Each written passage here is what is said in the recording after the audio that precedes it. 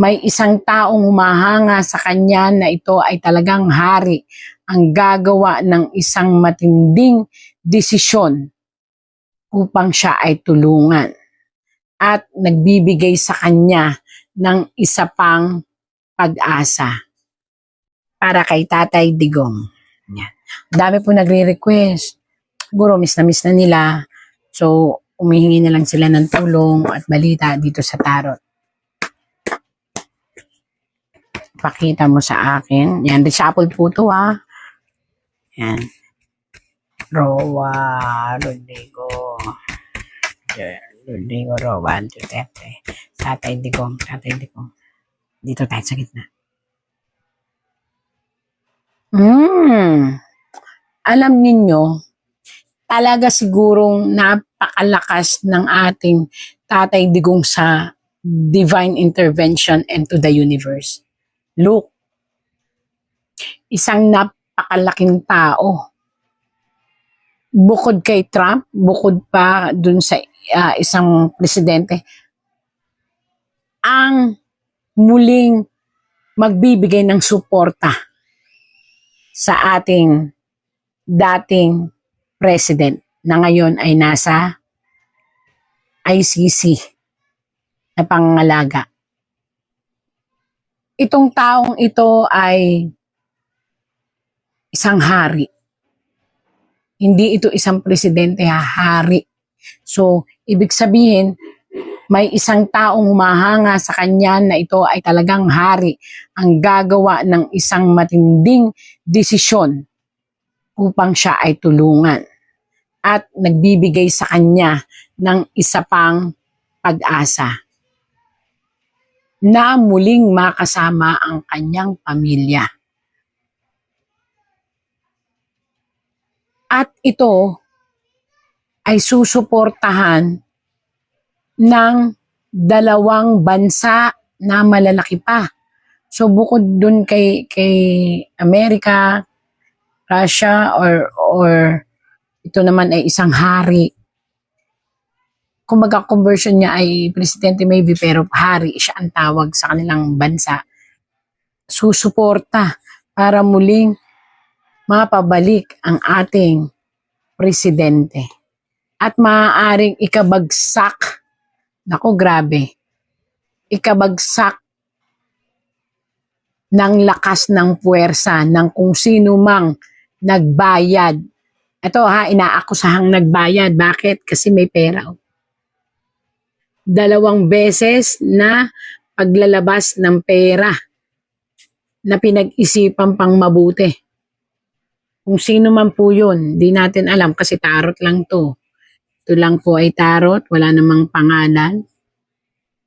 Na ayon sa tarot po ha, na itong perang ito ay napunta dito sa mga tao na nire-represent po ng isang babae. Ayan, babae po siya na ngayon ay nagdurusa at umiiyak. Hindi ko alam bakit siya umiiyak. Hindi ko alam kung bakit siya nagdudusa. At ngayon po ay pabaliktad niyang mararanasan nila ha, hindi niya lang.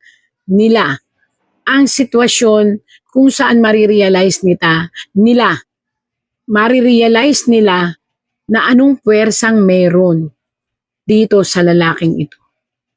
At bakit sila ngayon ang magdudusa. Kaya lang, again and again po, pakabilisan dahil po hindi na kaya ng katawan ng ating dating presidente kasi nga po nagdaranas na siya ng sa dugo, maaaring sa diabetic niya, tapos sa memory niya medyo humihina na kasi may edad na, and sa mga tuhod, bituka. Karamdaman po ito na dumadanas ngayon ng matinding pag-ikot sa katawan niya ng karamdaman. Pag-ingatan po hindi ko alam pero tarot lang po ito. Pag-ingatan ang isang lason na maaaring magpahirap sa kanyang katawan. Ay, naku. Sana naman, may magbantay sa kanya doon about sa mga pagkain. Ito po oh. Ingatan. Ingatan ang mga ini-intake niya, gamot at pagkain. Maaring, kailangan may magbantay talaga, maaring mapag-initan ang ating dating presidente at medyo kastiguhin. Hindi ko alam kung sino itong mga taong to na maaaring kumastigo o maaaring manakit sa mamaraan na sa pagkain. So mag-ingat kung sino man to.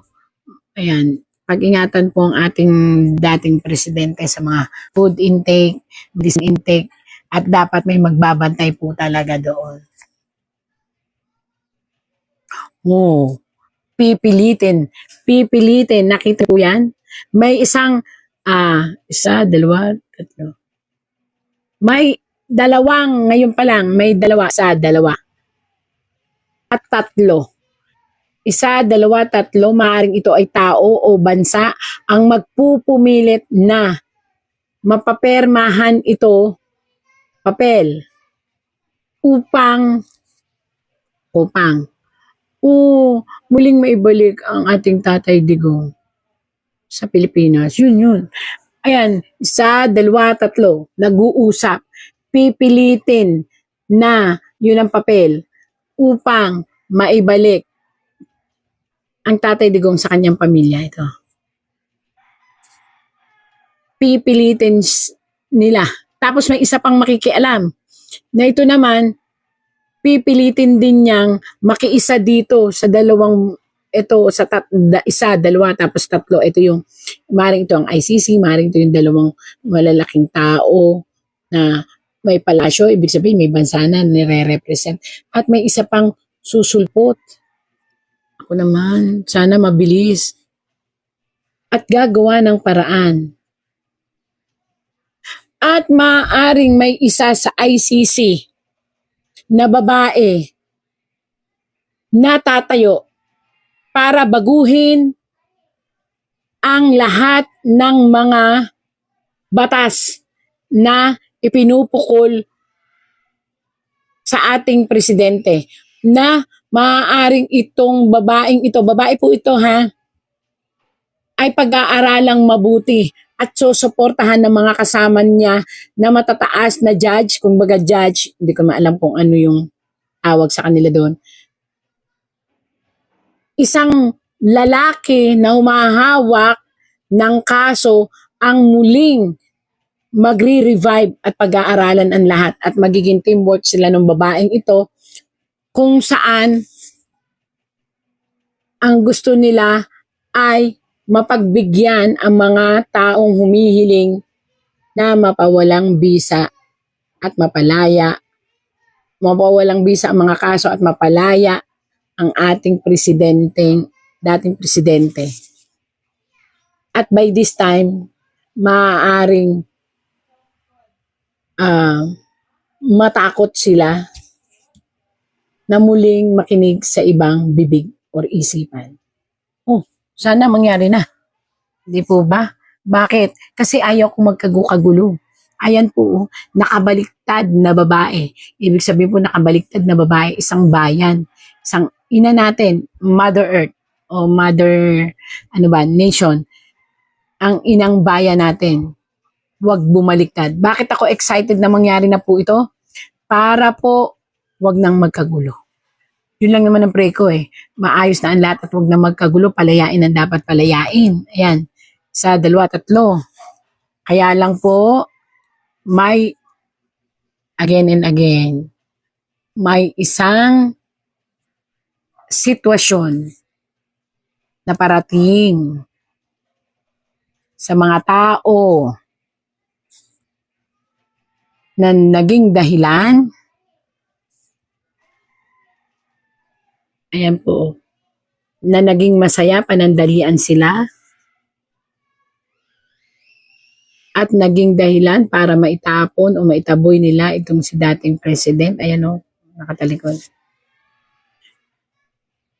na ito ay paikot-ikot na gumagawa ngayon ng sirkulo sa universe, sila ay hahatulan.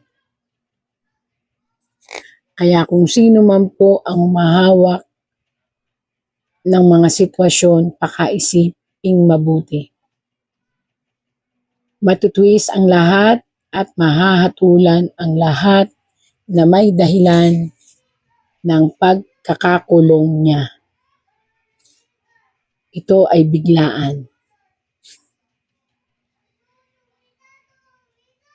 At ito'y parating po. Hindi galing sa kung saan, kundi galing sa sanib puwersa ng mga bansa at sanib puwersa ng universe.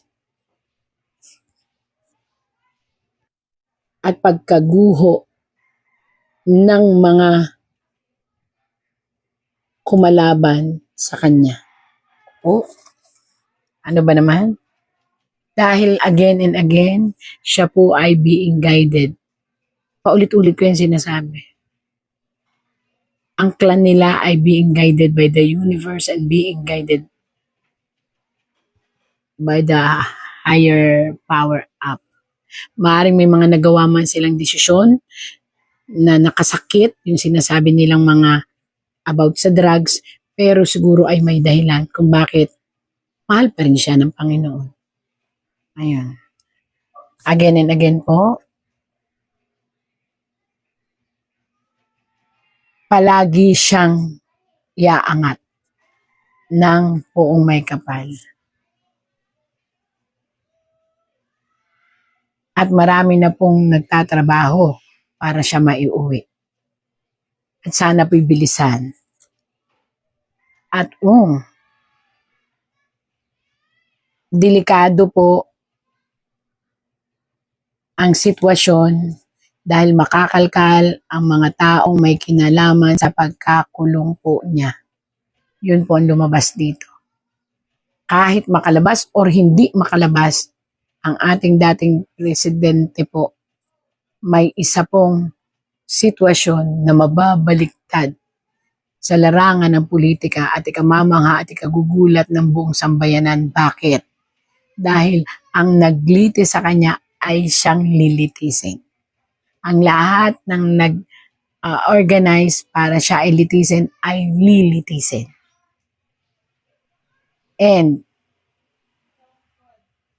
may isang matinding revelasyon na magbubukas para sa katarungan at ito ay mayroong hawak na gintong pandisiplina o pambatas. At ito hindi basta-basta. Pamumunuan ito ng mga matitinding namumuno ng iba't ibang bansa. So makakalkal ang dapat makalkal. Yun po. Again and again, yun po ang sabi sa ating dating presidente. Hindi pa naman po siya talaga totally mawawala. Pero dahil nga po, kapag tumagal pa siya doon, maaaring mag-ghost talaga ito sa depression at paghina ng kanyang katawan na maaaring mapunta sa kanyang kasawian.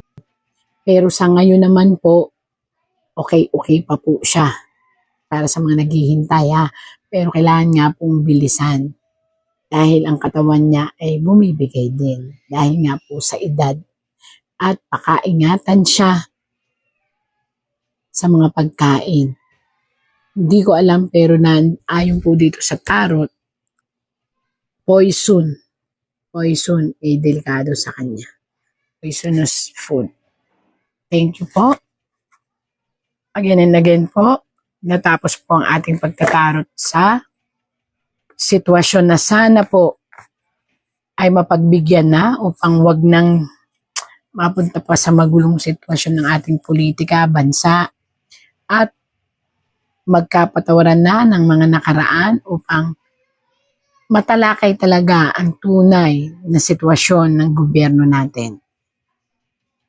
Ang mahalaga po, lagi nating isa puso na ang Panginoon nandito, nabantayan tayo. And always think and remember, God sent miracle every day. Huwag mo akong lukugin, kaya hindi ako luko-luko. Pag ikaw ang nandiyan ka, di, police ka, target ka, sabihin ko, So you will be priority as sila. harsh, Ay- even more harsh. That was my answer.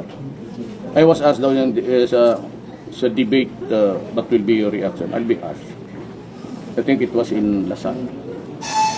Correct. Kaya huwag na tayo maglaro-laro dito. Tapos na yung election. What was the meaning? Alam mo, wala akong partido, wala akong pera, wala lahat. And yet, I won by 15 million. My margin of victory was over my next opponent was 6 million. What does that mean to you? Hindi nila ako kilala. Niwala ako isang barangay captain, isang governor, isang congressman. Anong ibig sabihin Pilipino? Ang Pilipino is crying for justice. Justice, anong nangyari sa bayan niya? Bakit yung mga anak nila hindi na makalakad ng daan? Takot palagi, under stress na sa classroom, under stress pa pag-uwi. And you're always wondering whether something will happen to a daughter or son. So this is no longer a normal country. Because yung fear of, yung culture of fear, hindi niya manggaling sa akin. Dito, I will do it in such a way na matakot talaga kayo. Huwag kayong magsugal, ulitin ko kasi mamamatay kayo. Huwag kayong sumugal dito, maghanap ka na lang. Siguro fishing ka na lang doon sa Pacific Ocean. Dandahan ka doon, may makuha ka pang barakuda. May kilala mo ako, kasama tayo. You were with me in 1988. Anong sinabi ko noon? Drug pushers, criminals, kidnappers, out. Pag ayaw mong umalis, patay ka. O di patay. O ikaw tignan mo Davao ngayon.